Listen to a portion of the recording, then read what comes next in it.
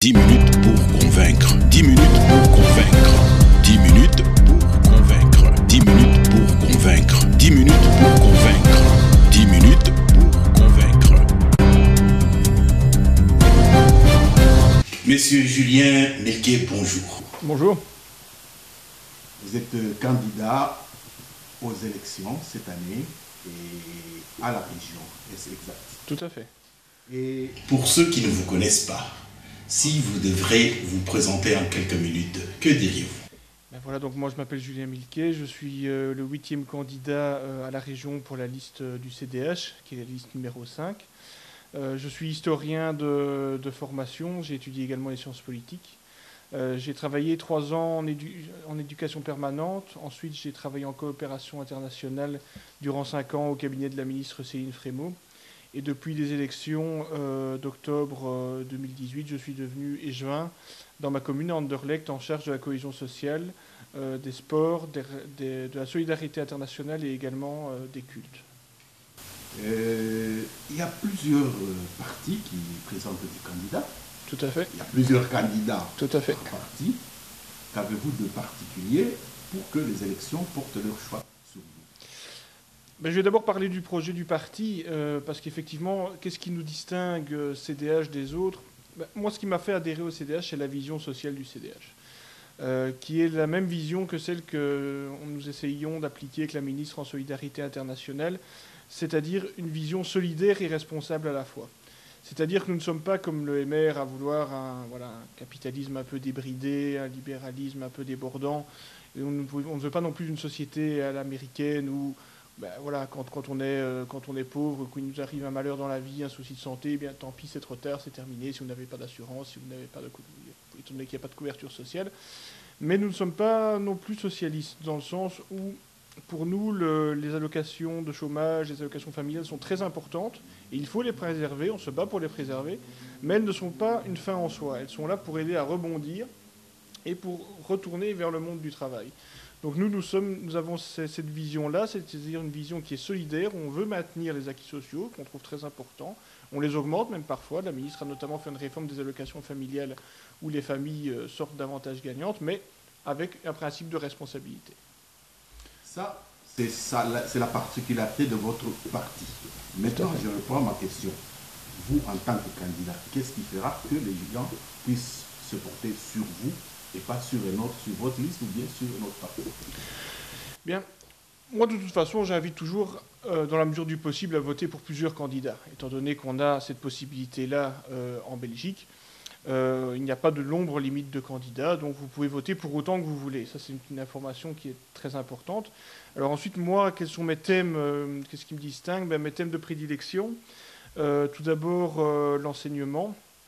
Je pense qu'il y a beaucoup à faire en enseignement et que nous devons essayer de viser une école d'excellence pour tous.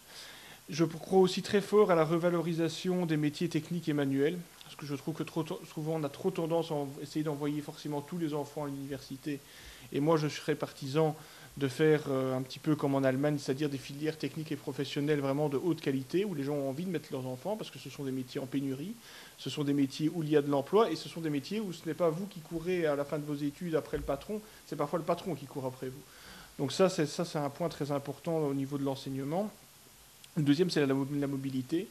Je pense qu'il est très important de repenser la mobilité bruxelloise, mais sur plusieurs années. C'est-à-dire que trop souvent, on réfléchit de manière court-termiste à créer un petit bout de métro ici, un petit bout là. Je pense que, par exemple, s'agissant du métro, il faut un grand plan métro développé sur 30 ans avec des investissements massifs, parce qu'on sait que les lignes de métro sont très chères une fois qu'on les construit, mais en termes de rentabilité sur les coûts périphériques, on y gagne, et la région y gagnerait, de nombreuses études l'ont démontré. Je suis également pour un guichet unique, un ticket unique qui relie toutes les sociétés de transport à Bruxelles, et également davantage de trams et de bus en semaine et le week-end, parce qu'on sait bien que certains endroits ne sont pas bien desservis. Et le troisième point important que je défends, c'est le handicap et l'intégration. Je pense qu'il faut davantage développer des classes inclusives pour les personnes handicapées, les personnes autistes notamment, et également le remboursement des frais de soins logopédiques pour les personnes handicapées, parce que trop souvent, dans le passé, on a eu tendance à les mettre, on va dire, à les mettre sur le côté, à créer des mondes à part, mais parfois il y a moyen de les intégrer. Donc il faut absolument travailler là-dessus. Et la plupart des téléspectateurs de notre Web TV sont d'origine subsaharienne.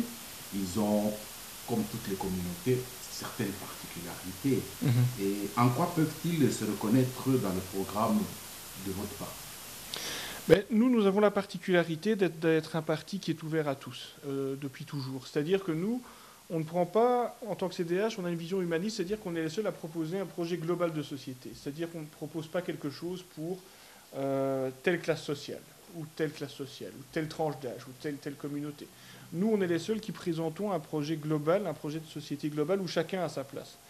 Donc ça, c'est ce en quoi eux pourraient, par exemple, se retrouver dans les idées que nous défendons.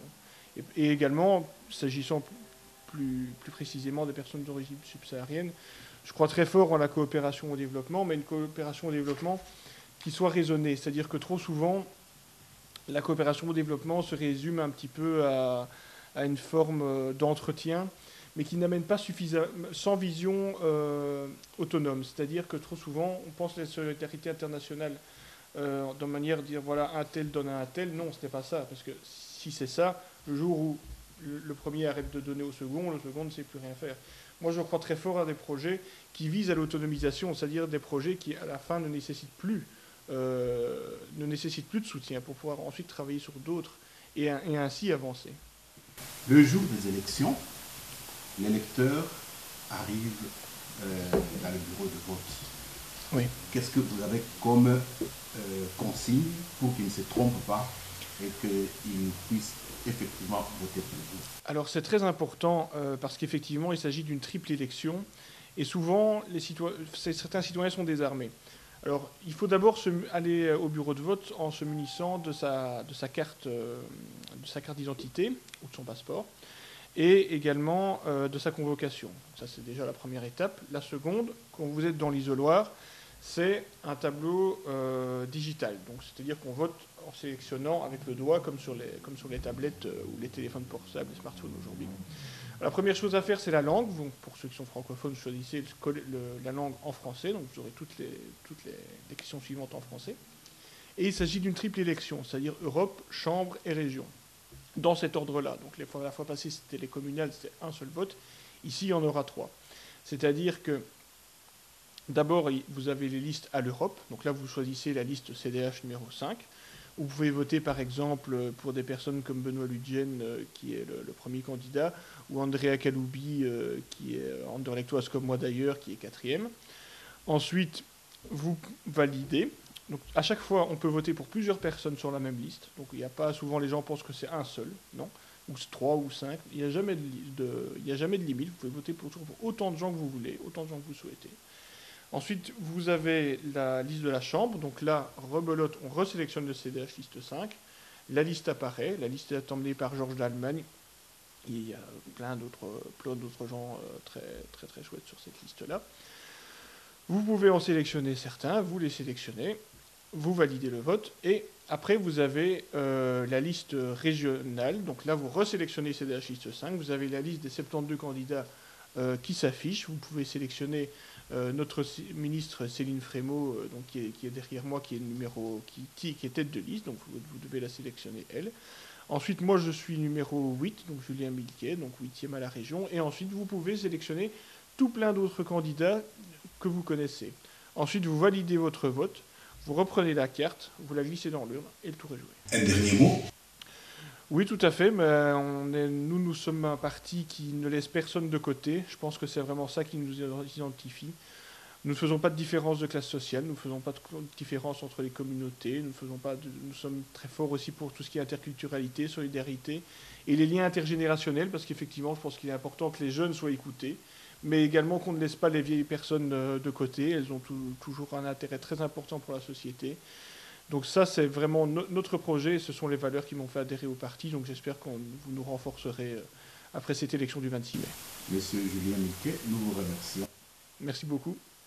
10 minutes pour convaincre. 10 minutes pour convaincre.